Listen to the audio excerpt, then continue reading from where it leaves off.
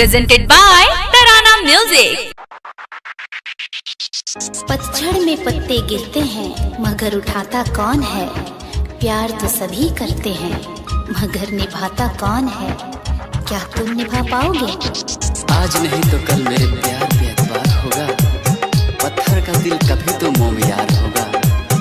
तुम्हारी नजरें ढूंढेगी मुझे उस दिन, कल जब मेरा जनाजा तैयार होगा।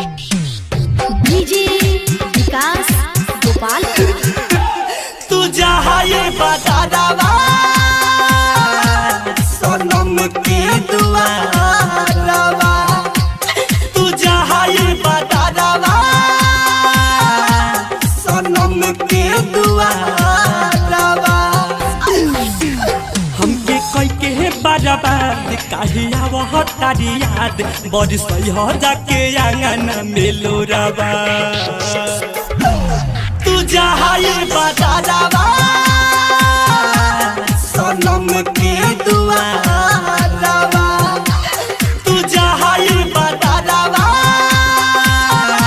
सोनम की दुआ रवा। हमके कोई के बर्बाद कहिया वो तारी याद बड़ी सही हो जाके आंगन में लोरावा। तू जहाँ ये बता दवा सोनम की दुआ रवा। रोशनी चांद से होती है सितारों से नहीं। रोशनी चांद से होती है सितारों से नहीं। और मोहब्बत एक से होती है हजारों से नहीं। डीजे विकास गोपाल तो गोइली जहिया से रूठ के हम मरिले जुदाई से टूट के। तो गोइली जहिया से रूठ के हम मरिले जुदाई से टूट के। तू जाके उनका के मना दीह उतले गइली चैन छीन के।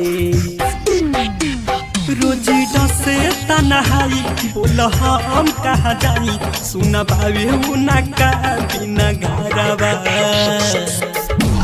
तू जहाँ ये बता दवा सोनम की दुआ रवा। तू जहाँ ये बता दवा सोनम की दुआ रवा। किसी हसीन शायर का ख्वाब हो तुम, चांद में दाग हो पर बेदाग हो तुम। किसी हसीन शायर का ख्वाब हो तुम, चांद में दाग हो पर बेदाग हो तुम। तारीफ पे काबिल लफ्ज नहीं है तुम्हारे लिए, खुदा की कसम लाजवाब हो तुम। डीजे विकास गोपाल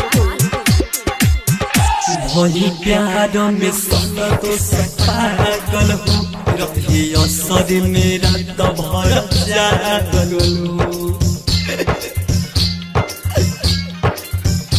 वही सन तो सब प्यार में पागल हो रही असर मेरा तो भर जागल हो। राधे सामावाना जिया पौने का बिना रोगी ऐसन बाटेला। कहे धन में हुनर विकास नहीं होला हमारा दास देखे खातिर तरस जियारा। तू जहाँ ये बता दवा